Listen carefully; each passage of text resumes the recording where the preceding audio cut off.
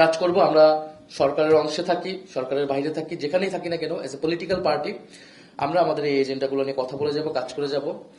আমরা আমাদের নির্বাচনী ইস্তেহারে সমাজের সব শ্রেণী পেশার মানুষের সমস্যাগুলোকে অ্যাড্রেস করার চেষ্টা করছি, ইনোভেটিভ ওয়েতে করার চেষ্টা করছি এবং মৌলিক সমস্যাগুলোকে অ্যাড্রেস করার চেষ্টা করছি।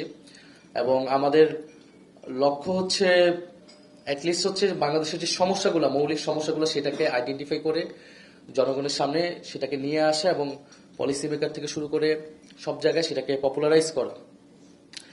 আরেকটি বিষয় আমি বলবো যে গণ অভ্যুত্থানের পরে বাংলাদেশ এখন কোন দিকে যাবে, কিভাবে পরিবর্তিত হবে, এটা নিয়ে আপনাদের সকলেরই চিন্তা ভাবনা রয়েছে। আমাদের একটা নতুন স্বপ্ন এবং সম্ভাবনার জায়গা তৈরি হয়েছে। তো 69-এর গণ অভ্যুত্থানের পরে 70-এ নির্বাচন হয়েছিল। সেই নির্বাচনে জনগণের পক্ষে, আকাঙ্ক্ষার পক্ষেই ফলাফলটা এসেছিল, কিন্তু সেই সময়ে যারা সরকারে ছিল, শাসক গোষ্ঠী ছিল, তারা সেটাকে মেনে নেয়নি। ফলে সেই আকাঙ্ক্ষাটা বাস্তবায়ন হয়নি, কিন্তু একটা যুদ্ধের দিকে আমাদেরকে যেতে হয়েছে এবং তার ফলাফল ছিল পাকিস্তান রাষ্ট্র ভাগ হয়েছে এবং বাংলাদেশ স্বাধীন বাংলাদেশে অভ্যুত্থান হয়েছে। 90-এর গণ অভ্যুত্থানের যে কমিটমেন্টগুলো ছিল, সেই কমিটমেন্টগুলো রক্ষা করা হয়নি।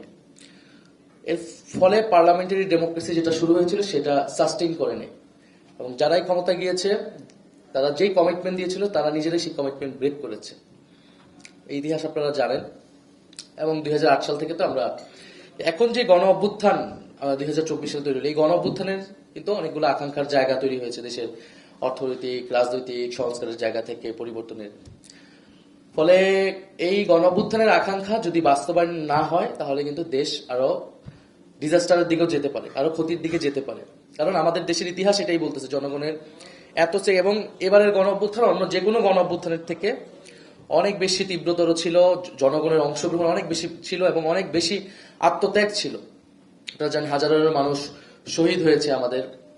ফলে আমরা এই কথাগুলো আমি বলতেছি যারা আপনারা এখানে আছেন এবং যারা শুনছেন, যারা দেখবেন, আমরা যদি এই জায়গাটা স্কিপ করার চেষ্টা করি তাহলে কিন্তু আমরা কেউই আসলে সেই জায়গাটাকে স্কিপ করে আমরা ক্ষমতায় টিকে থাকতে পারবো না, বা আগের বাংলাদেশ 5ই আগস্টের পরে আর আগের জায়গায় যাবে না। এটা শুধু এনসিপির কমিটমেন্ট না, এটা আমরা বিশ্বাস করি বাংলাদেশের প্রতিটা পরিবর্তনকামী জনগণ এটার জন্য কাজ করবে, কাজ করছে। ফলে যদি সেই ধরনের চেষ্টা কারো থাকে সেটা ব্যর্থ হবে। আপনাদের জায়গা থেকেও আমরা আপনাদের প্রতি আহ্বান থাকবে, অনুরোধ থাকবে যে আসুন আমরা স্বপ্নটা বড় করে দেখি এবং যেহেতু দেশ পরিবর্তনের একটা যাত্রা সম্ভাবনা শুরু হয়েছে, আমরা এটাকে কন্টিনিউ করি, আমরা এটাকে অব্যাহত রাখি এবং জাতীয় নাগরিক পার্টি এনসিপি একটি নতুন রাজনৈতিক দল, কিন্তু আমাদের উপরে প্রত্যাশাটা অনেক বেশি, আমরা সেটা ফিল করি। তো সেই জায়গায় আমরা আপনাদের কাছ থেকে সর্বাত্মক সহযোগিতা প্রত্যাশা করি। আপনাদের সমস্যাগুলো, আপনাদের সাথে আমরা একসাথে কাজ করতে চাই, সেই আমাদের থট শেয়ারিং গুলা প্রয়োজন এবং আপনাদের সমস্যাগুলোকে নিয়ে আমরা সামনের দিকে সেই সমাধানের রাজনীতিটা করতে চাই এবং ইনশাল্লাহ আমরা সামনের দিনে আমাদের যেই লক্ষ্য বৈষম্য বিরোধী একটি গণতান্ত্রিক বাংলাদেশ প্রতিষ্ঠা করা, সেটার জন্য কাজ করে যাব। আবারও আমি আজকের অনুষ্ঠানে যারা এসেছেন তাদেরকে সবাইকে ধন্যবাদ এবং কৃতজ্ঞতা জানাচ্ছি। আসসালামু আলাইকুম।